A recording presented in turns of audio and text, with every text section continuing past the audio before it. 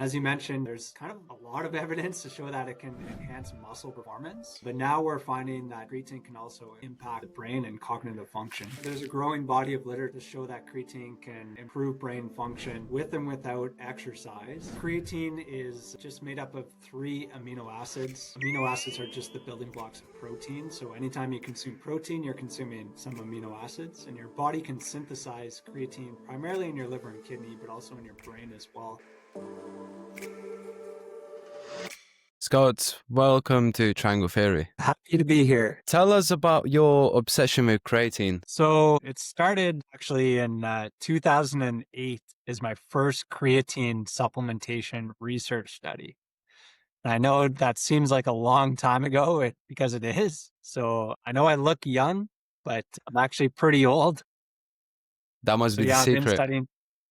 Yeah, exactly. So I've been studying creatine for quite a long period of time. I was just fortunate to be in the right place in the right time. My supervisor at the time for my master's degree was Phil Chillebeck, and he is one of the first to study creatine supplementation combined with exercise in older adults. At the same time, he had a grad student that was helping out. His name is Dr. Darren Kandow. And if you know anything about creatine research, you probably have seen Dr. Darren Kandow's research. So since 2008, we've stuck together and collaborated on quite a few projects. So we've done quite well for ourselves. So what is creatine and what it does to your body, where it can be found in your body and all of that sort of stuff? So creatine is just made up of 3 amino acids. Amino acids are just the building blocks of protein. So anytime you consume protein, you're consuming some amino acids, and your body can synthesize creatine primarily in your liver and kidney, but also in your brain as well. But once you get it into the bloodstream, about 95% is taken up into the muscle, and it gets converted into a molecule called phosphocreatine, which is just stored potential energy. So the human body has a couple energy systems. If you think of a car, usually there's just kind of one fuel for the car. So you have to put gas in the car to make it go. I guess now we have hybrids, so you can use gas or electricity. The human body can use a variety of different fuels. So we can use glucose or carbohydrates, we can use fats, or we can use phosphocreatine. So that's the creatine energy system. And the cool thing about that particular energy system is it's good when there's a lot of stress on a cell or a lot of stress in the muscle, and it supports high intensity type activities. I also wanted to ask, you see a lot of people talking about creatine not only just helping for the muscles, but also cognitively for your brain. I just wanted to see how sort of that worked as well. Yeah, so similar effects in the brain than at the muscle level, but there's also some differences as well. So at the muscle level is where most of the creatine in the body is stored. So about 95% of the creatine in your body is stored in the muscle. There's much less found in the brain. At the muscle level, you actually have a ton of creatine transporters. So if you have any creatine floating around in the bloodstream, your muscles are very good at taking up that creatine. The brain, there's fewer creatine transporters. So it's much more challenging to get the creatine into the brain, but your brain could actually synthesize its own creatine. So if it No has way. those access to those 3 amino acids, it has the enzymes to actually put them together and kind of look after itself.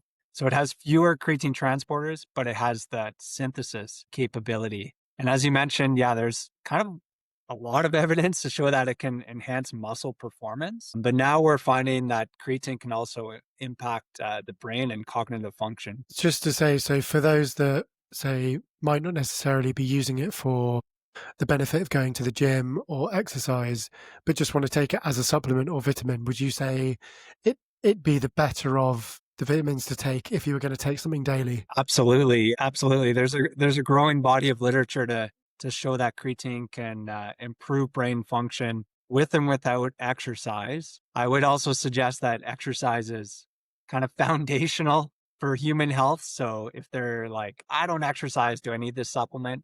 I think your first thing should be, why don't you exercise? It's so important for you for muscle and brain function. But there can be some benefits to creatine supplementation even without exercise, which is pretty cool. There's obviously other important nutrients for the brain. There's other fuels for the brain as well that can be used. But creatine can definitely play a role. Again, similar to the muscle, when you're under a lot of stress, and there's a few ways that we can kind of stress the brain. The muscle level, we know how to stress the muscle. You go to the gym, you lift some weights. At the brain, there's a sleep deprivation, hypoxia, which means a low amount of oxygen. There's mental fatigue, traumatic brain injuries, and there's clinical situations such as Alzheimer's disease, strokes, things of that nature, where you put a ton of stress on the brain. We think creatine can play a big role in those particular situations. What other ways would you supplement the brain? So another way is omega-3 supplementation seems to be of importance for the brain. So it's important for cell membranes and kind of the function of brain health. And an area, I'm not an expert in omega-3 supplementation by any means, but definitely I know there's quite a bit of research to support omega-3 supplementation. We also know that ketones can play a role in the brain as well. So you might have heard of I don't know, low carbohydrate or ketogenic diets, but you can get exogenous dietary ketones, and those can be used for brain health as well. So there's a variety of different things. Of course, your brain uses glucose as kind of its primary fuel. So it uses about 130 grams per day of carbohydrates. So if you're on a low carb diet, you might feel a little bit odd at first because your brain is like, what? Where's this preferred fuel? And it starts to try to find other fuels to help support it. Yeah, nice. Hey guys, thank you so much for making it this far into the podcast. If you have any feedback, then please let us know, as we always want to make this podcast better. So hearing from you is always a pleasure. Please subscribe to all of our platforms, get involved at Triangle Theory. If you've got any comments or if you want to share any topics that you think that me and Conrad would like to talk about, then please get involved. We'd love to hear from you. Thank you so much. Just out of interest, because I know people sometimes acquire a meat-only diet with does only protein and like red meat and stuff. How then the brain gets its glucose if there's not much carbohydrates from it? That's a great question. You could actually form glucose from certain amino acids. And so they're called gluconeogenic amino acids. So you can actually take those amino acids, put them into your liver, and create some glucose out of them. So it is possible to get some glucose from that means, but it's definitely not the preferred way. The preferred way for your body, I think, is just to consume some carbohydrates in your diet. So yeah, try not to avoid carbohydrates completely. I know people do that, and it's possible, and you can still survive. You create ketones as well. Those can be used by the brain, but yeah, I would just suggest for overall human health just to consume some carbs. And then especially for athletes, for high intensity exercise, it's fairly well established that consuming carbohydrates are a benefit. For sure. I wanted to ask as well, because I think with supplements, I know when I first started taking creatine was when I first started going to the gym, which was like 15, 16.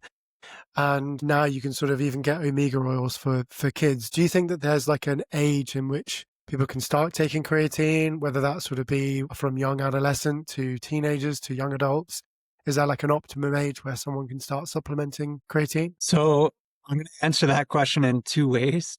Okay. One is just purely based off of kind of the science and the evidence. And the evidence suggests that it's safe and effective in both children and adolescents. The other way I'm going to answer that question is it necessary? It's not necessary for children or adolescents to have a great performance or to improve their kind of exercise capacity. And I always question kind of like, why are you giving, children or adolescents dietary supplements? So if you're working with, a really elite athlete that's 16, 17 years of age, and they're doing all the other things right, maybe I would consider creatine supplementation just because it is an effective dietary supplement. But for 99.9% of the population, I don't think it's necessary for kids to take that particular supplement. Yeah, fair enough. What are the misconceptions about creatine that you've heard in all of your research? Yeah, there's only about 45 misconceptions that I have to go through here. So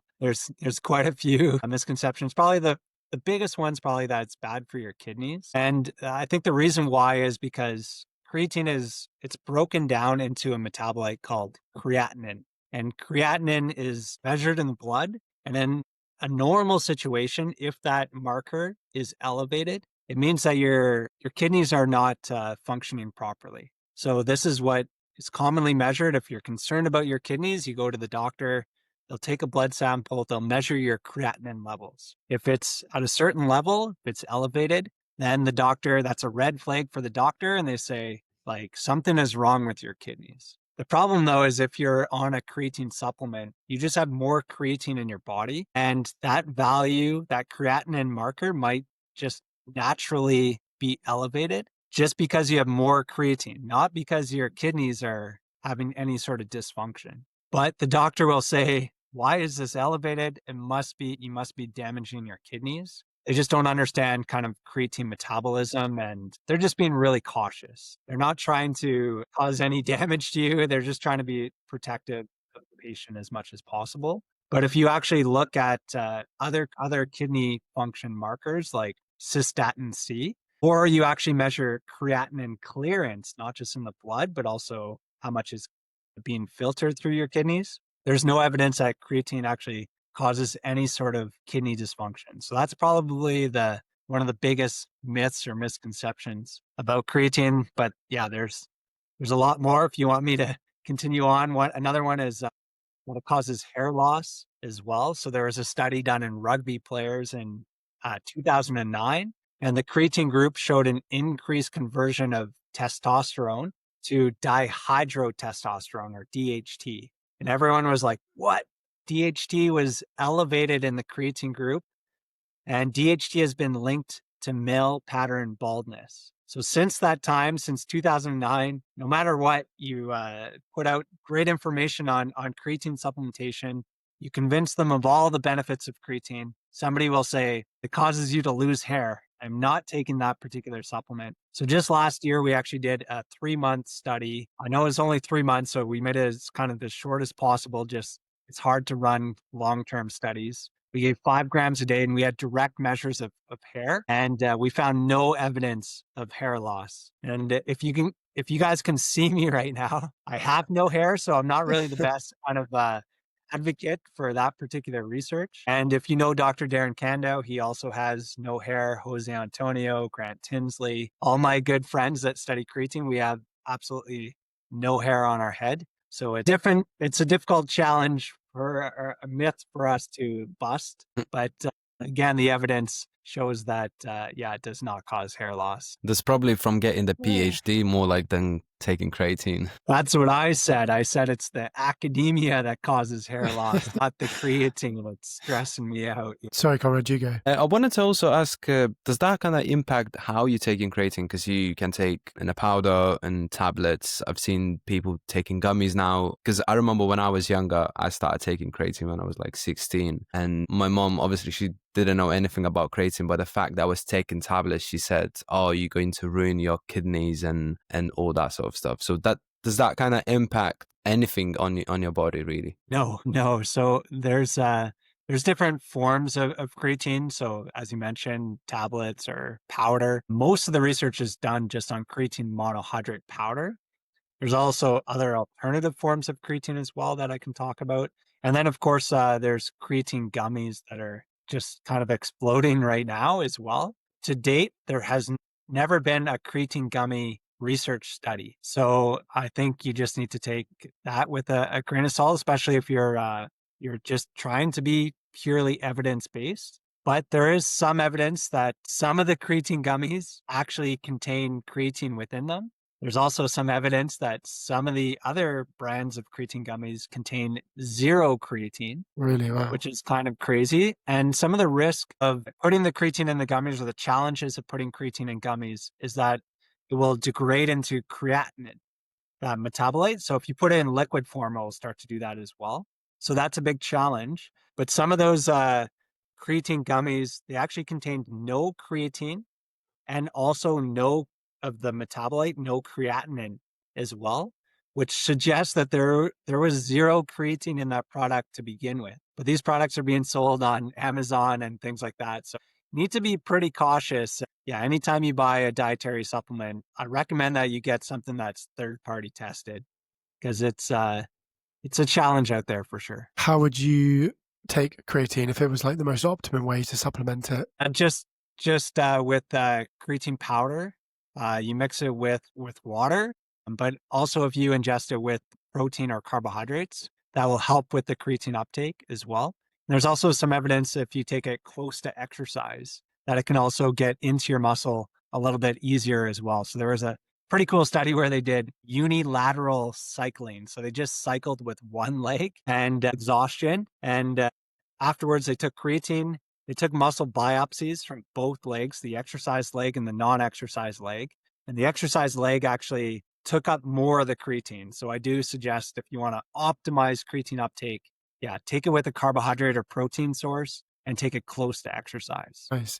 And you kind of see a lot on these sort of creatine powders, like the loading phase, whether that's sort of 10 grams in the first 3 days, and then you go to 5 grams. Is there any sort of reasoning behind why you'd want to load up on creatine before finishing it off on just a 5 gram daily? So my recommendation is just avoid the loading phase.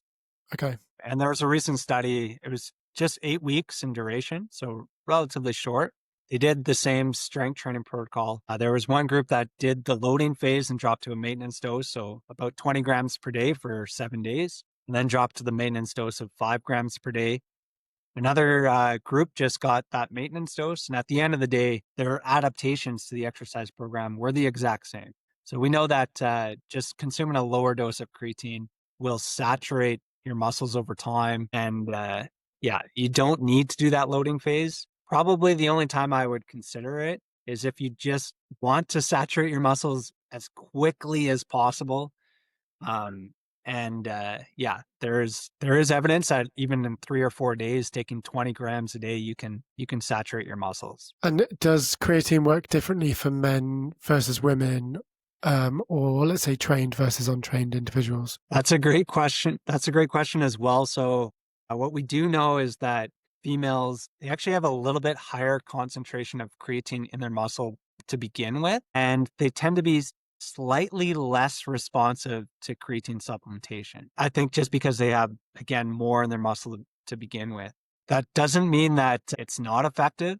It's still effective in both males and females, but a little bit less effective in females compared to males. And there was a pretty cool study that was done in Canada. Go Canada.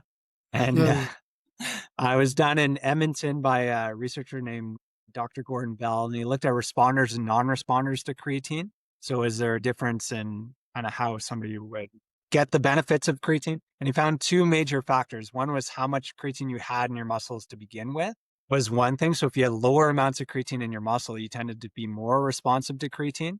So that's why I think vegetarians or vegans tend to be more responsive to creatine supplementation. And also males might be a little bit more responsive than females. And the other factor was actually your fiber type distribution. So you have, I know it's getting kind of technical, but you have slow twitch and fast twitch fibers. And if you had more fast twitch fibers, these are kind of specific muscle fibers that are good for explosive, high intensity exercise. They could actually store more creatine and use that particular supplement a little bit more so than slow twitch fibers. Just out of interest as well on that, would creatine work better for athletes, let's just say long distance runners versus powerlifters, cardio versus strength? Would creatine work differently in that? For sure. So a lot of the research has been done on creatine supplementation and strength training or powerlifting.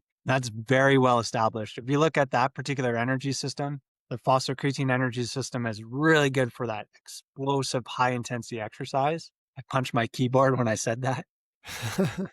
And much less research has been done on creatine supplementation for endurance athletes. And the reason why is because endurance athletes use more aerobic metabolism and less anaerobic metabolism. And that phosphocreatine energy system is good for anaerobic metabolism. But I also think there's certain situations where creatine can benefit endurance or cardio-based athletes. So in endurance athletes, there's always a point where you need to change speed throughout the race. Maybe you need to go hard up a hill. Maybe at the end of the race, you're trying to Conrad, you're trying to outkick Rupert, so you can just run and beat him at the very end of the race. Well, in that situation, maybe creatine can play a role. But there's another study that I want to highlight as well. So this was actually done in mice and rats, and they did what's known as chronic low frequency stimulation. It's kind of torture, but they put a little bit of electrical impulse into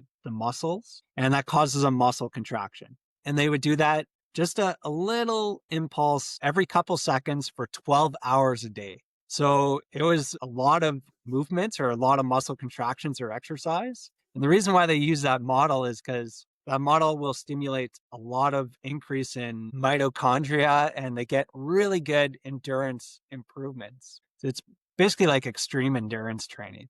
But they put half them on creatine, and what they actually found was similar improvements in that aerobic side of things, the endurance side of things. But they actually found that without creatine, that they would lose some of the fast twitch characteristics of the muscle. So they would actually lose some muscular power. And we know that as well. If you do a ton of endurance training, you're not the best in the gym. But what they found was the rats on creatine actually preserved some of those fast twitch, explosive characteristics of the muscle. And it did not negatively impair the aerobic adaptations as well. So I think if you're an endurance athlete doing extreme high volume training, I would definitely consider taking creatine supplementation. I'm just imagining these like jacked mice. How long was the study? Because it's 12 hours a day. I'd have to look it up. I think it's just a couple weeks. Jeez. Yeah, mice. just to induce. Yeah, I know. Goggins Yeah, type That of was mice. another Canadian researcher. His name's Ted Putman from the University of Alberta. Yeah, I'll have to look it up and send you guys the exact duration of that study. Yeah, it's pretty cool. Yeah, I'd love Wow. to see it. And I know that you sort of mentioned that you would take creatine with sort of a carbohydrate, so like a protein powder. Is there any other supplement or supplements you would recommend to take alongside creatine? That's a good question as well. Yeah, it depends on the athlete and the situation. So there's very few supplements that actually enhance exercise performance. The International Olympic Committee did a kind of consensus paper. I think there was about 5 supplements that have pretty good evidence to enhance performance. Things like sodium bicarbonate, and that was popular at the last Olympics as well, but it's an extracellular buffer. So if you're doing intense exercise, you might feel a burning sensation. That can help kind of buffer that. But there are some side effects if you ingest too much sodium bicarbonate. You might crap your pants. But that was one. Another one is beta alanine. It's an intracellular buffer, so it can help buffer those hydrogen ions inside the muscle as well. And then, creatine was another one of those very effective dietary supplements. Trying to think of the other ones. Nitrate supplementation or beetroot juice. You might have heard about that as well. There's a researcher from the UK. His name's Andy Jones, and he's done a lot of research on beetroot juice supplementation to enhance endurance performance. He's one of the sports scientists that works with Nike when they were trying to break the 2-hour mark in the marathon, and most recently the 4-minute mile for Faith, the female runner. She got just over 4 minutes, but yeah, he's a researcher that was helping out with that. So I'm sure they were on beetroot juice in both those situations, trying to enhance exercise performance. So you could, of course, combine any of those supplements with creatine, but my own personal kind of stack of supplements I take is creatine and protein. Those are the only 2 things that I use. Is there a best time to take creatine? Because some people say, oh, you have to take 20 minutes before you go gym, or some people just say take it every day, as long as it's just every day. What are your thoughts on that? So I think over the long term, I don't think it really matters if you take it in the morning, if you take it close to exercise or at night. Over the short term, when you're trying to load with creatine, I talked about that unilateral exercise. So if you take creatine close to an exercise session, it can help with the creatine uptake. We've done a study where we looked at, does it make a difference if you take creatine before training or after training? So we used this thing called a within subject design. So basically, it looked kind of strange, but we had participants train one side of their body one day and then the other side of their body the next day. So they went into the gym and they would just like train their right bicep, for one day, and their right leg doing leg extension. And then they would walk out of the gym. I'm sure people at the gym were like, what is that person doing? Like, what about the left side of their body? But they trained the left side of their body the next day. One side of their body got creatine before training. The other side of the body got creatine after training. And it's actually a pretty powerful design, because the only difference is that one side got creatine before and the other side got creatine after. So this is known as a within subject design, because the alternative is known as a between subject design. This is where, let's say, Conrad, you join the study, you get randomized to get creatine before training. You would train for 8 weeks. We'd see how big and strong you got. Then Rupert would join the study and he'd get creatine after training, and we'd see how big and strong he got. Well, there could just be differences in genetics, dietary differences, sleep. All those things can influence some of the adaptations, and we might not be certain if it's the creatine timing that's playing a role. So the within subject design I thought was pretty cool, and we found no difference. So at the end of the study, we're like, it made no difference if you took creatine before training or after training. And to me, that just suggests take it whenever you want. Whenever's the most convenient, that's probably the best time to take it. Hey guys, your feedback is very important. And no, this is not an advertisement. Actually, what I'm asking from you is to leave a comment below what you liked, and most importantly, what you disliked about this episode, because we can improve on the next episodes and we can make a better content for you to listen. Give us also a topics you'd like to us talking about, and we can prepare, do your research and talk about it on the next episodes. Thank you. Just out of interest as well, when you do those studies, do you give a certain diet for people to follow, or they just do as they want and then you just focus on the creatine intake alone? Yeah, so there's different strategies depending on the research question, but in that particular study, we monitored their diet. So we took dietary records in the first week and the last week, and we didn't control their diet. So they're free to ingest whatever they want, but the power of that within subject design was that whatever they kind of ate on a regular basis was helping both the right or impairing both the right and left side. So that's kind of a strength of that. If you're doing other studies, you might want to actually like feed them as well, but that's very expensive to feed participants. They eat a lot of food, and food is expensive, and it increased the cost of the research studies pretty quickly. So most times they monitor dietary intake. They actually don't control for it. So that's something to look for when you're reading research, for sure. So I was going to say, is there sort of any benefit to, say, come off creatine for like a week out of a year, a few days out of a year? Do you think there's always a period where it's quite good to come off it and then go back on it? I don't think so. And so I don't think it's a benefit, but I also don't think it's a big deal if you miss a little bit as well. So if you decide to cycle on and off creatine, or if you decide to take it daily, I think from a muscle perspective, I don't think much difference. From a brain perspective, I think daily ingestion might be better, but we actually don't have really good evidence to support that. So that's pretty big speculation. Yeah. Yeah. So we're actually doing a study right now looking at just taking creatine on training days versus taking creatine daily. So this is, we're just kind of finishing up the study, and it doesn't look like much difference. So I think just consistent creatine intake over time, but even if you just take it on training days, you're still going to get the benefits of creatine supplementation. Sorry, I also wanted to say, when sort of taking creatine, someone said it's like there's more water in the muscles.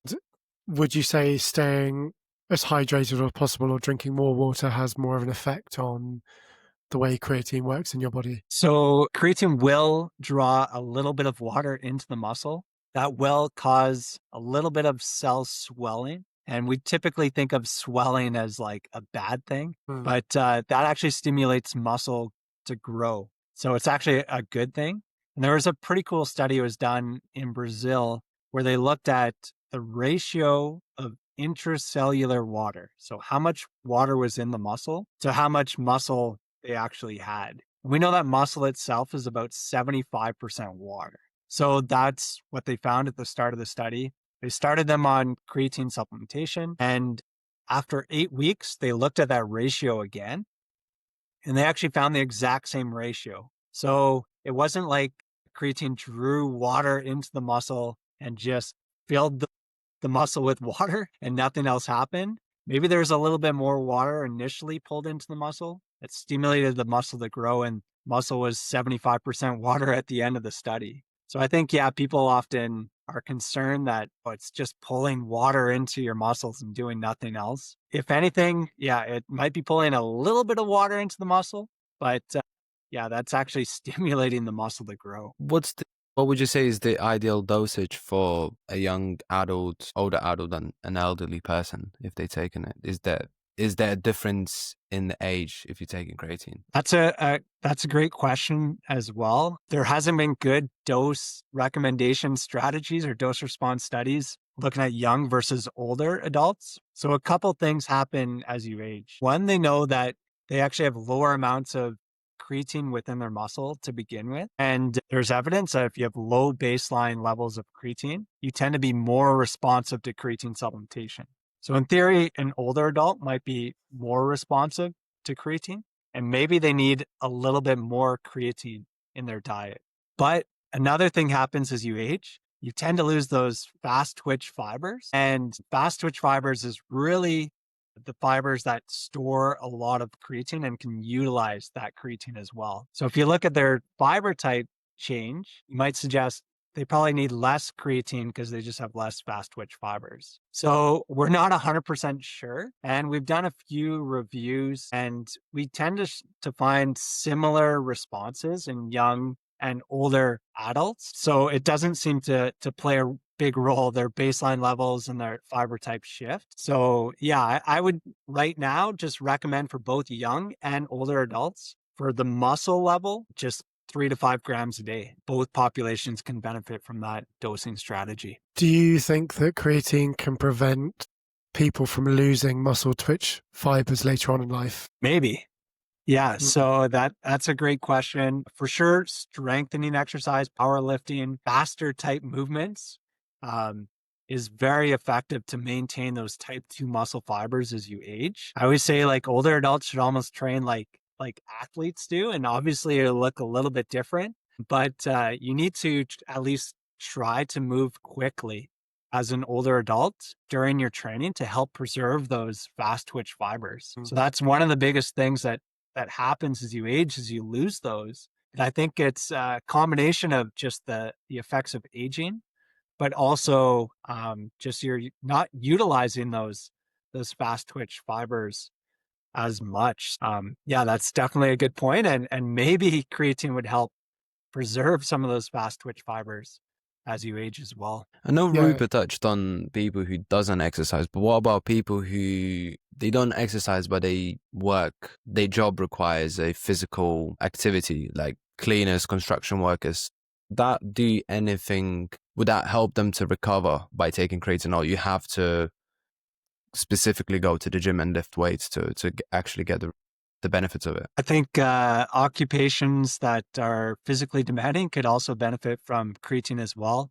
There's been a couple studies in military or firefighters, for example, that show some benefits of creatine supplementation. So they're not going to the gym and lifting weights, but obviously their job is pretty strenuous. And then at the brain level, if you have a lot of stress as well, I think creatine can be a benefit. For sure, firefighters are under a lot of stress. They're often sleep deprived. They have a lot of mental fatigue. A lot of things are happening. And I think creatine could be a benefit in those situations. What does... Also, Yeah, go. so I just wanted to ask, for sleep and recovery, was there any evidence that sort of backs the, let's say, after workout, the recovery process is quicker? Can it help those sort of sleep or reach, you know, sleep recovery quicker? Can they fall into like a deeper sleep? Yeah, that's a great question as well. And there is a little bit of research on creatine and sleep. First, there's some evidence that if you're sleep deprived, that creatine can be a benefit. So normally, if you're sleep deprived, your cognition and your brain functioning goes down. So we know that if you don't get a good sleep, it's hard to focus on a test or a particular task. But if you take creatine, it can attenuate some of that negative effects of sleep deprivation. And there's also been some studies in sport as well. So this was a rugby passing accuracy test.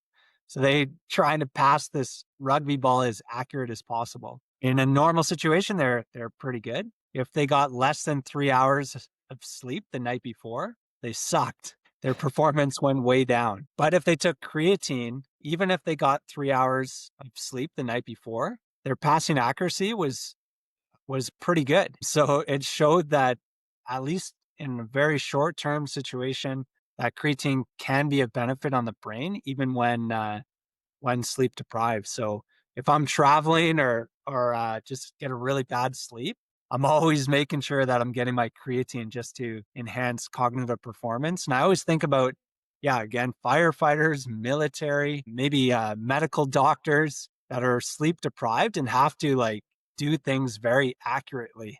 I think creatine could be important in those situations. And sort of for the recovery process. So I know that you mentioned that there's a little bit of water that can be retained in the muscle. If there is that sort of stimulation in the muscle and you're wanting to recover quicker after your workout, so to speak, is there evidence that shows that creatine can make the muscle recover quicker if you're, an elite athlete, so to speak? Yeah, so this is a challenging question for me to answer.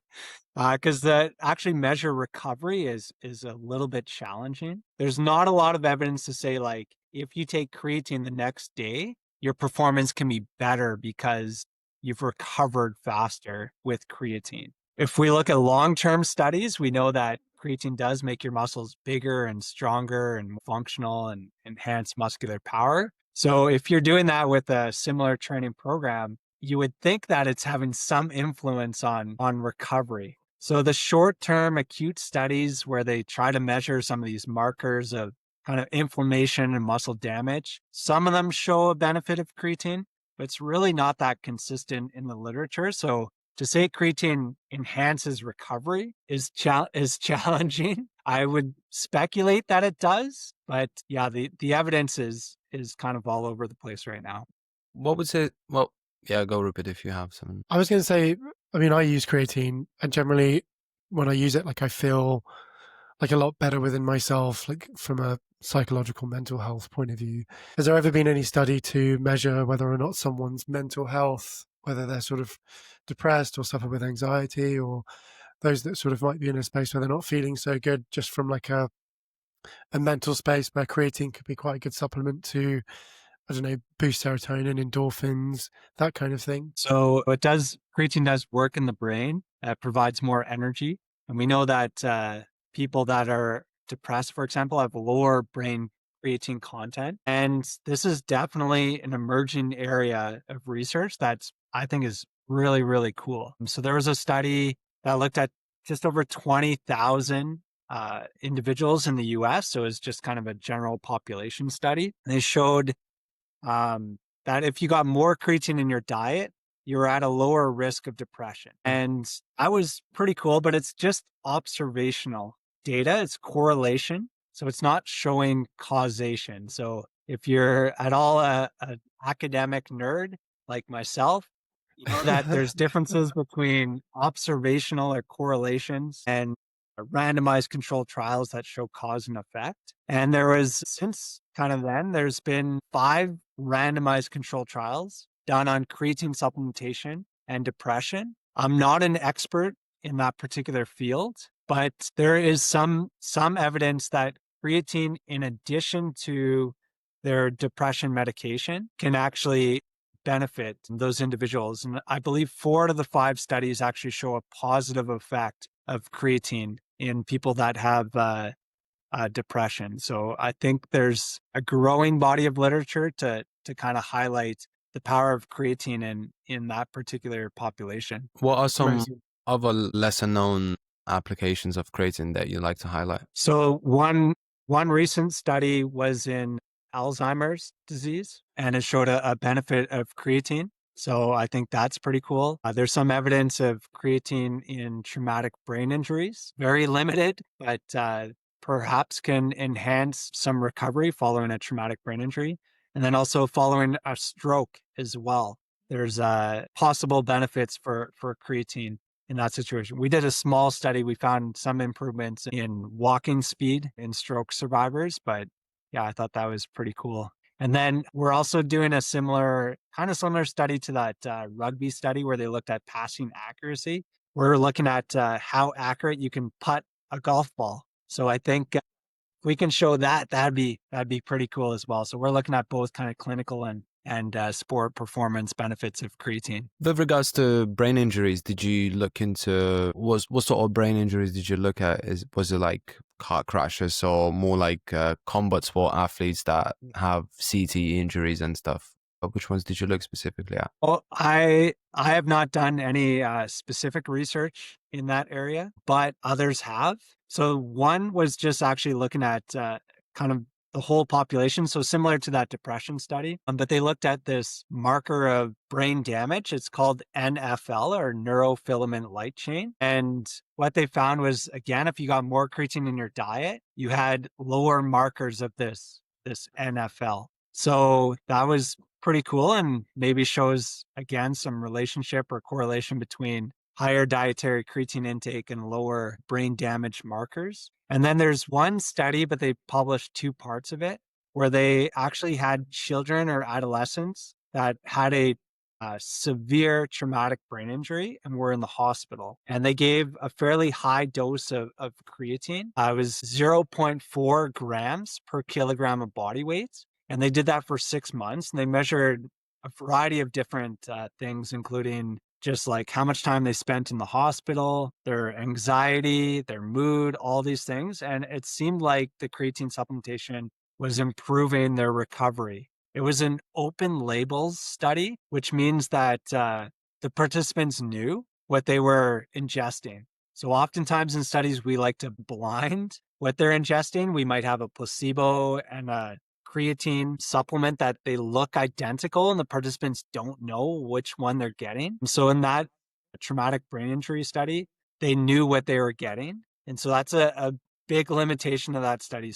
Definitely need to do more research on that particular topic. It's really interesting. I also wanted to ask, I know it's a bit random, but has there ever been any trials around women taking creatine that are pregnant? There's been one study that's been published where they took creatine during the third trimester, and they actually just started with just 5 grams once, and then I believe they did 15 grams per day for 3 days, and they just looked at creatine metabolism in both the mom and the baby, and they found that it was safe to do so in the third trimester, and that one study that was published. So there is some research coming out of Australia where they are starting to investigate it. It's obviously a challenging population, and you don't want to do anything that could potentially harm the baby. So there's tons of caution, and it's hard to get things through ethics for good reason. But there is a little bit of evidence to show that creatine can be ingested during pregnancy. I was also wondering, does taking creatine over long periods of time, like does creatine compound in the end? Let's just say if I'm taking creatine for 3 years, I get more benefits compared to Rupert, who's just started taking a week ago. I don't think so. Yeah, you're going to get benefits of creatine, whether you're just kind of starting out with it or whether you've been ingesting it for a long period of time. Just the way that it works within the muscle, it's just going to increase the amount of phosphocreatine in the muscle and just have more energy. But you have to use that energy in the gym. So to get for sure the muscle benefits. For the brain, it's a little bit different. But yeah, the way it works is it just gives you a little bit more energy, so then you can do 1 or 2 more reps, maybe per set or over a couple sets. And over time, that's just going to allow you to get a little bit bigger and stronger muscles. I definitely feel like creatine is sort of over the last, in recent years become a lot more mainstream, not just to those that are working out, but it seems to be this sort of word used alongside protein that's sort of really hit the market on such a commercial scale. For those that sort of are looking to take supplements, whether that be sort of protein, creatine, what's one thing that you would want people to sort of understand about creatine? They'd they'd be able to get as a benefit? Yeah, so creatine can definitely give you a little bit more energy, and you need to utilize that energy. So you still need to go to the gym to get the muscle benefits. So you can't just sit at home, take a creatine supplement, and expect to be as jacked as Rupert and Conrad are. It's a little bit more challenging than that. Yeah. Yeah. So that's definitely one thing to note about creatine supplementation. But I also like to highlight that the effect sizes of creatine are small. So people think that if you take creatine, you're going to turn into Mr. Olympia. That's not the case.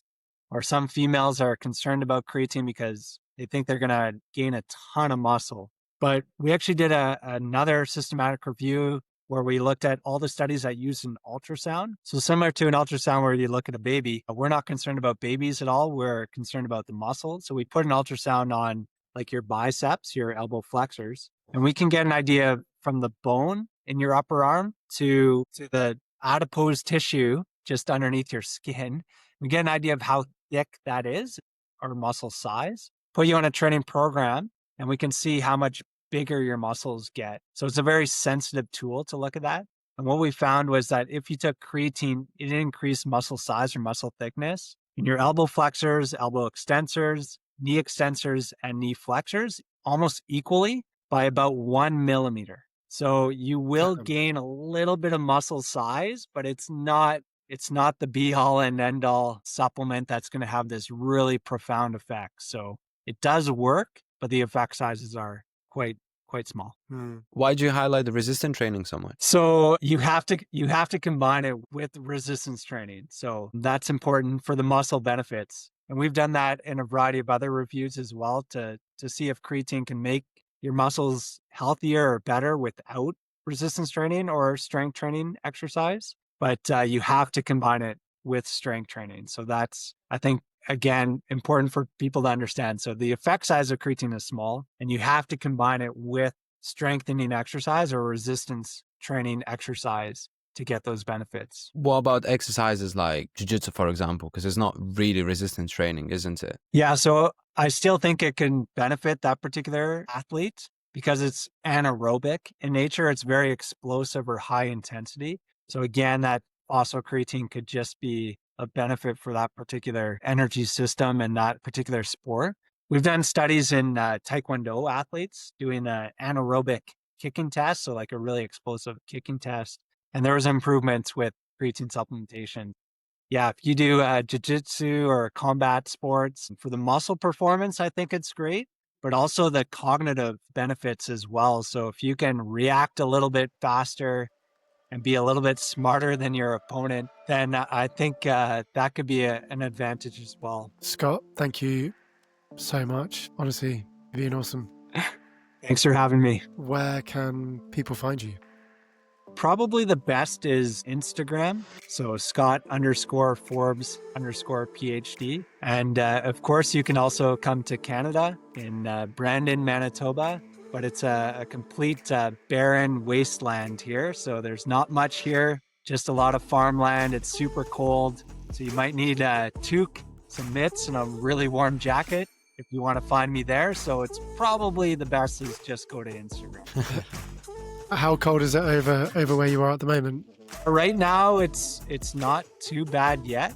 But in the wintertime, it will get down to minus 30, 40 Celsius. So yeah, it gets pretty cold. Does creatine have any benefits to staying warm? No, unfortunately, no. Okay, no. Cool. You can still die pretty quickly here, even on creatine. Yeah.